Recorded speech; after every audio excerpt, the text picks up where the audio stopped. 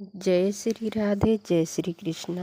अब हम लोग सुनेंगे कार्तिक महात्म्य का 15वां अध्याय।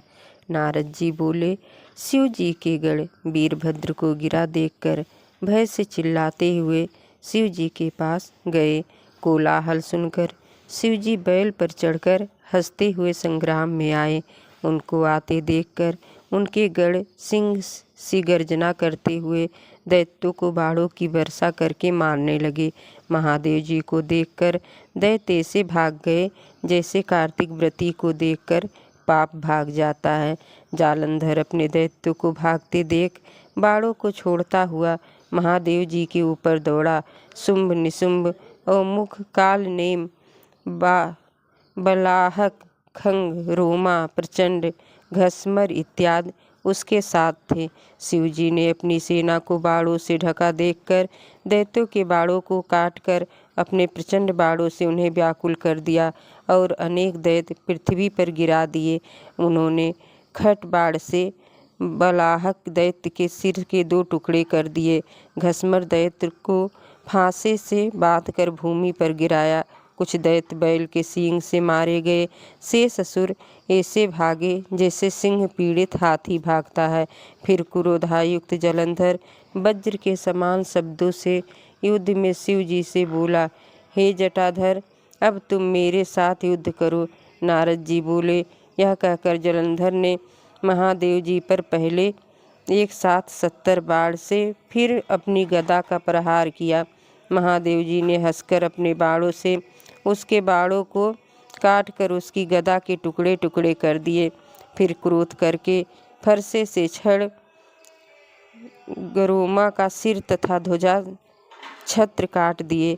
वह आयुधीन होकर जब मुष्ट प्रहार करने को बढ़ा तो शिव जी ने बाण मारकर उसको 1 कोस हटा दिया।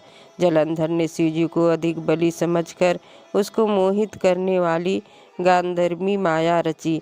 फिर क्या था, गंधर्व अप्सराएं गाने और नाचने लगे और मृदंग बजाने लगे।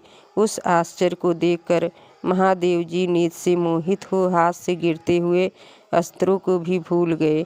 तब जलंधर ने शुंभ निशुंभ को छोड़ 10 भुज 5 मुख 3 नेत्र और जटाओं को धारण करके शिव रूप बना बैल पर बैठ गया। पार्वती जी रुद्र को आया जानकर सखियों के बीच से उठकर दर्शन के लिए आई। तब उसने सुंदर पार्वती को देखकर वीर छोड़ दिया और जड़ हो गया।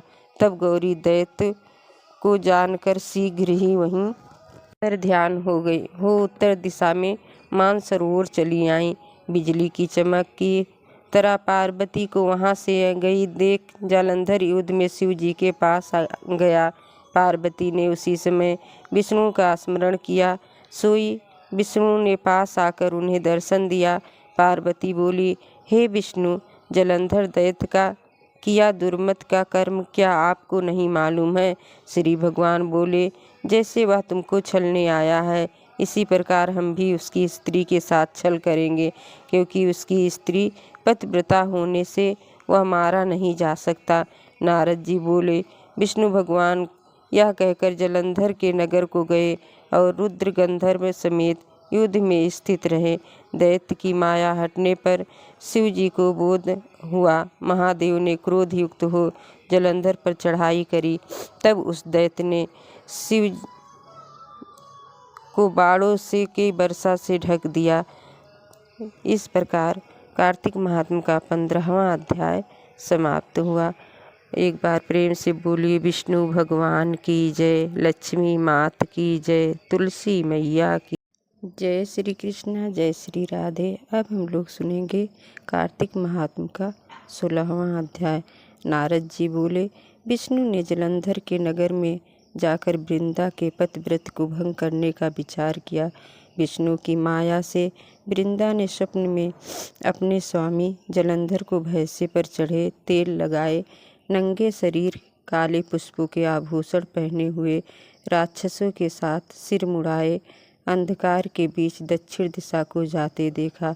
अपने सहित नगर को सागर में डूबा देख उसकी निद्रा उचट गई और वह अपने स्वप्न को सोचने लगी।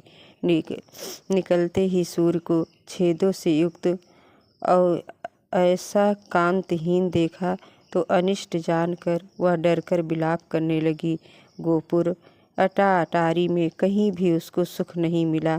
फिर 2 सखियों के साथ बाग में आई। डरी हुई वह भ्रमण करते हुए वन में गई, पर सुख को प्राप्त नहीं हुई। फिर वन में घूमती हुई वृंदा ने सिंह के समान मुख चमकती हुई दाढ़ी और नेत्र वाले भयंकर 2 राक्षस को देखा। जब वह डरकर भागने लगी तब वहाँ पर शिष्य समेत एक तपस्वी को देखा। फिर राक्षसों के भय से अपने हाथ मुन के गले में डालकर बोली, मैं आपकी शरण में हूँ, मेरी रक्षा करो। मुन ने राक्षसों को भगा दिया। मुन की हुंकार से भगे हुए राक्षसों को देख वृंदा प्रणाम कर बोली, हे कृपानिधे, आपने मेरी रक्षा की है। मैं एक प्रार्थना करती हूँ।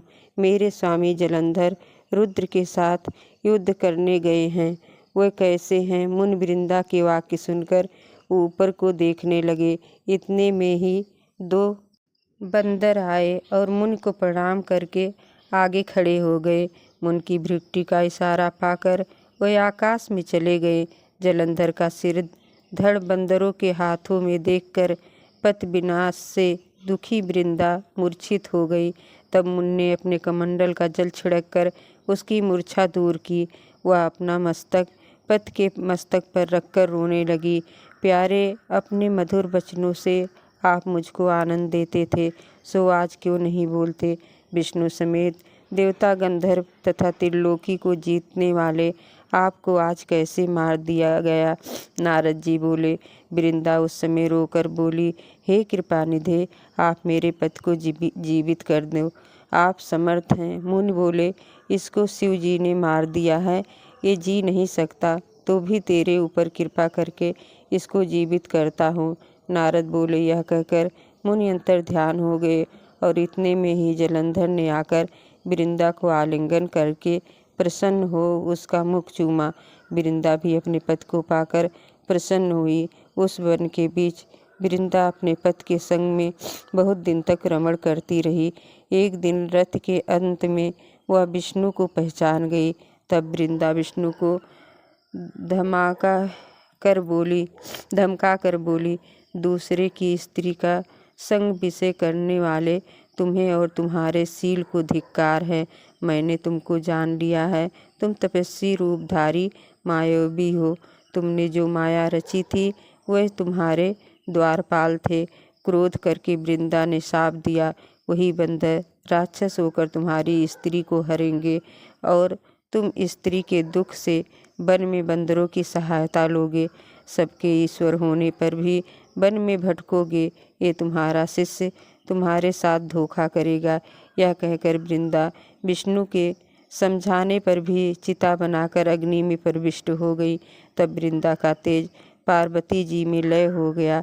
विष्णु उस सती वृंदा का स्मरण कर उसकी चिता की रज को लगाते हुए वहीं रहने लगे। मुनियों ने समझाया पर चित्त शांत न हुआ। 16वां अध्याय समाप्त हुआ। आगे की कथा अगले वीडियो में। जय श्री हरि, जय श्री विष्णु।